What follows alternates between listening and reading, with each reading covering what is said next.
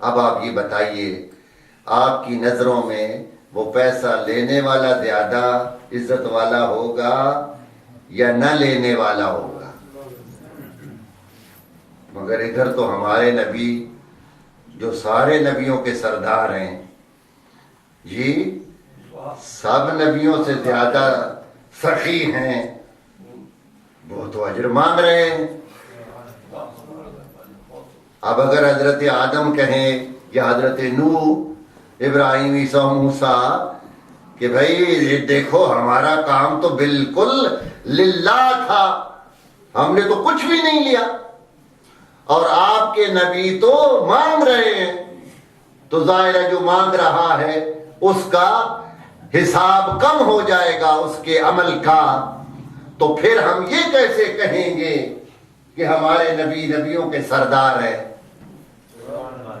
جبکہ چھوٹے نبی نہیں مانگ رہے؟ توجہ فرما رہے ہیں؟ بات سمجھ آ رہی ہے؟ اب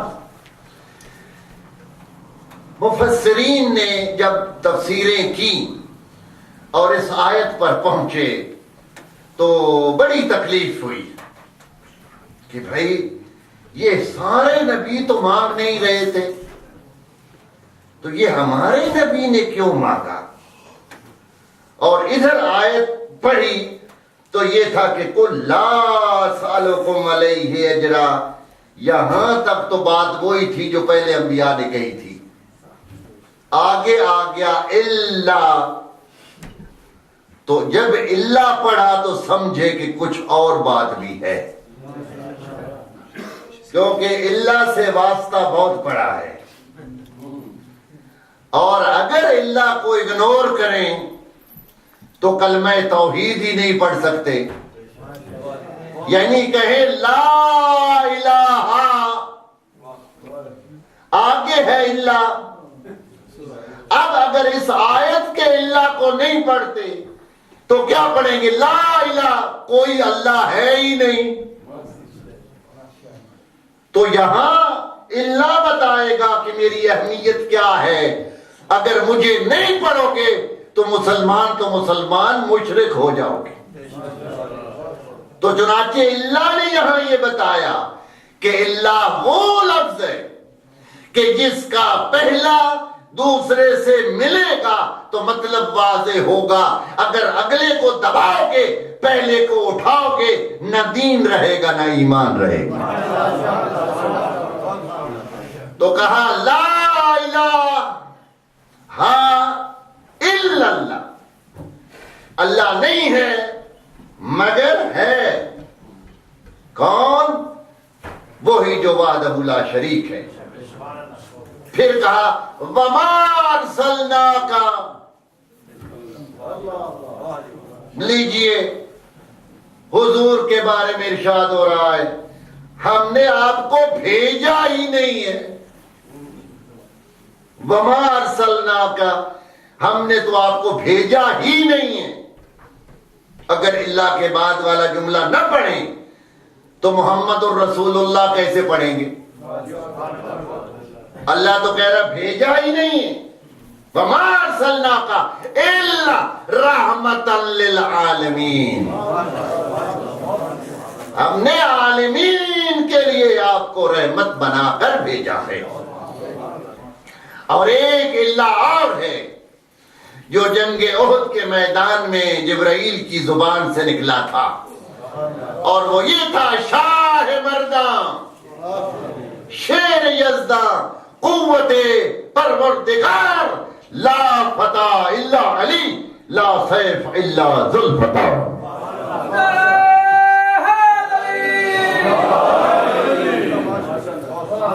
تو یہ اللہ سے بڑا واسطہ ہے ہمارا، اس لیے ہم اس کو معمولی نہیں سمجھتے۔ یہاں اللہ آئے ہم سمجھ جاتے ہیں کہ آگے جو آنے والا مضمون ہے وہ بہت ضروری ہے۔ چنانچہ جب حضور نے کہا لا اسألکم علیہ اجرا الا المودۃ، اب آگے حضور کچھ کہیں یا نہ کہیں اللہ نے بتا دیا ہے کہ اجر ہے۔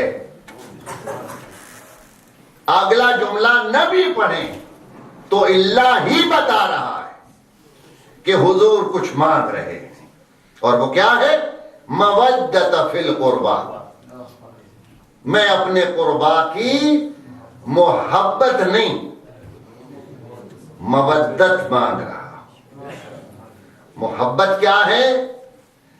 محبت جو ہے وہ کی نہیں جاتی، محبت ہو جاتی ہے۔ محبت پہ کسی کا اختیار نہیں ہے، مودت کرنی پڑتی ہے۔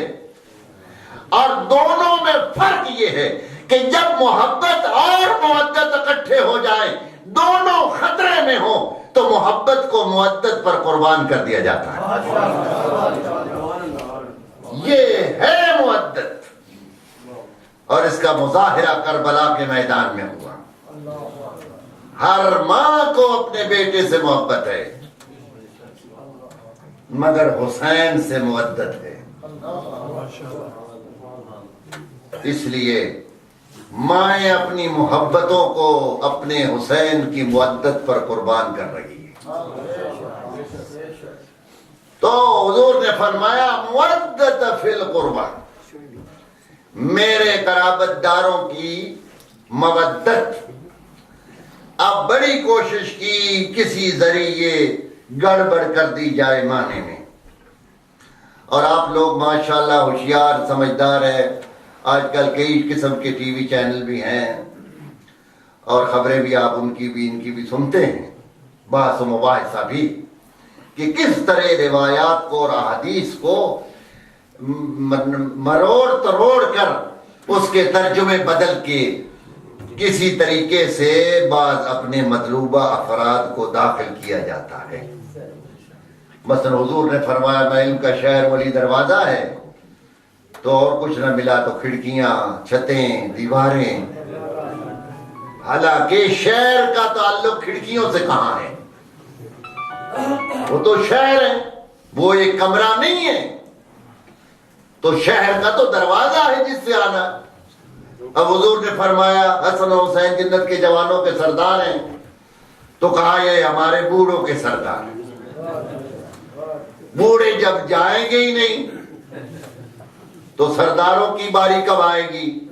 اور حضور نے اس حدیث میں یوں واضح فرما دیا، فرمایا الحسن والحسین سیدی شباب اہل الجنہ۔ اب جو یہ کہہ رہا ہے وہ مسلم جنت کا مالک ہے، پیغمبر جنت کے مالک ہیں۔ چنانچہ جب سرداری دے دی حسنین کو تو حضور کی ملکیت میں فرق نہیں آیا۔ کوئی یہ نہیں کہے گا کہ پھر حضور کیا ہے، حضور سب کچھ ہے۔ حسن و حسین سیدی شباب اہل الجنہ۔ اب اپنے علاوہ اور حسن اور حسین کے علاوہ ساری کائنات پر حضور نے نگاہ ڈالی کہ کیا ان میں کوئی اور ہے جو حسن حسین سے افضل ہو، تو میں اس کا بیان بھی اسی حدیث میں کر دوں۔ تو ارشاد فرمایا وَأُمُّهُمَا سَيِّدَةُ نِسَاءِ أَهْلِ الْجَنَّةِ، یہ جنت کے جوانوں کے سردار ہیں، اور ان کی ماں جنت کی عورتوں کی سردار ہے۔ کوئی یہ نہ سمجھے کہ حسنین اپنی ماں کے بھی سردار ہیں، اور پھر فرمایا وَأَبُوهُمَا أَفْضَلُ مِنْهُمَا، یہ سردار ہیں اور ان کا بابا ان کا بھی سردار ہے۔ صلوات پڑھے محمد علیہ۔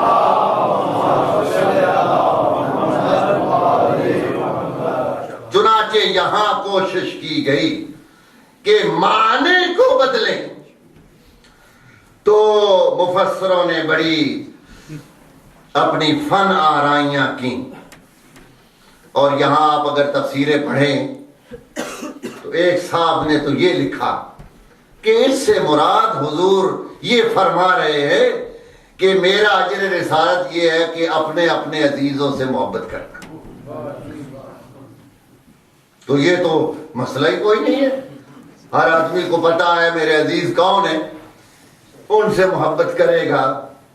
مگر اسی قرآن میں اللہ فرما رہا ہے عزیزوں کی محبت کہیں تمہیں گناہ کی طرف نہ لے جائے، غلط راستے پر نہ ڈال دے۔ ایک صاحب نے کہا جناب اس میں حضور یہ ارشاد فرما رہے ہیں اپنے قریبیوں سے جو اپنے رشتہ دار ہیں، یہ ان کے لیے ہے کہ حضور نے اپنے رشتہ داروں سے کہا دیکھو میں اللہ کا نبی بن کے آیا ہوں، تمہیں میری قرابت کا واسطہ ہے، میری بات مان لو۔ ہم سے تو کہا ہی نہیں جا رہا، یہ تو جن سے کہا جا رہا ہے وہ سوچیں، توجہ نہیں آپ فرما رہے، یہ وہ سوچیں کہ جن کو کہا جا رہا ہے۔ اچھا تو گویا حضور اپنے چچاؤں سے کہہ رہے ہیں، ابو لہب سے کہیں گے کہ چچا دیکھو میں آپ کا بھتیجا ہوں، توجہ چاہتا ہوں، آپ چچا ہونے کے ناطے بھتیجے کی بات مان لو، رشتہ داری کا واسطہ دے کر، یعنی گویا پیغمبر کی زبان سے کتنا مسکینانہ مطالبہ ہے۔ اور اللہ کو مانو نہ مانو، یعنی مجھے بھتیجا سمجھ کے آپ میری بات مان لو۔ آپ اہل انصاف ہے، بتائیے اگر آگے سے ابو لہب یہ کہہ دے کہ بھتیجے تو بھتیجا ہے، میں تیرا چچا ہوں، میں اگر بھتیجا چھوٹا ہے چچا بڑا ہے میں نہیں مانتا، تم چچا ہوتے ہوئے میری بات مانو، اب بتائیے کیا ہوگا؟ اگر یہی رشتہ داری کے ذریعے اسلام آنا ہے کہ بھئی چچا ہے تو مانے، بھتیجا ہے تو مانے، تو ابو لہب کو زیادہ اختیار ہے چچا ہونے کے ناطے کہ وہ یہ کہے کہ آپ میری بات مان لو۔ مگر کچھ بن نہ پڑا تو پھر یہ ہوا کہ ہاں اس میں حضور کے ہی رشتہ دار ہیں۔ اچھا ہاں تو بڑے بڑے خاندان کسی قبیلے سے چھٹی پشت میں ملتے ہیں، کسی قبیلے سے پانچویں میں ملتے ہیں، سب قریش ہی رشتہ دار ہیں تو سب سے محبت کرو۔ اب زیادہ تو آپ کو زحمت نہیں دینی۔ تو جب یہ آیت نازل ہوئی تو صحابہ نے پوچھا کہ یہ جن کی محبت کا آپ حکم دے رہے ہیں من ہم، یہ کون ہے؟ تو ان کا یہ پوچھنا بتا رہا ہے کہ یہ عام رشتہ داری کی بات نہیں ہے، ورنہ جس نے یہ پوچھا تھا من ہم، پاس بیٹھا ہوا کوئی شخص اسے کہتا حضور کا کیوں وقت ضائع کرتے ہو، ہم سے پوچھو ان کے چچا کتنے ہیں، ان کی پھوپھیاں کتنی ہیں، ان کے بچے کتنے ہیں، ان کے سالے کتنے ہیں، ان کے سسر کتنے ہیں، یہ ہم سے پوچھ لو۔ مگر مجمع کا چپ رہنا اور اس کا یہ کہنا کہ من ہم یہ کون ہے، اس بات کی دلیل ہے کم از کم اس وقت کے صحابہ یہ سمجھتے تھے اس سے مراد ظاہری رشتہ دار نہیں ہے، جن کو آپ سمجھتے ہیں شجرہ نسب دیکھ کے یہ وہ رشتہ دار نہیں ہے، یہ کوئی خاص ہے۔ تو پوچھا من ہم، کون ہے وہ؟ تو حضور نے فرمایا ہم فاطمہ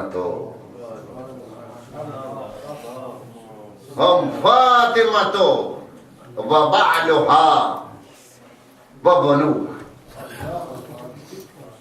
اور رشتہ ایسا چنا کہ فاطمہ ہیں، ایک شریف عورت کے ایک وقت میں 3 ہی رشتے ہوتے ہیں،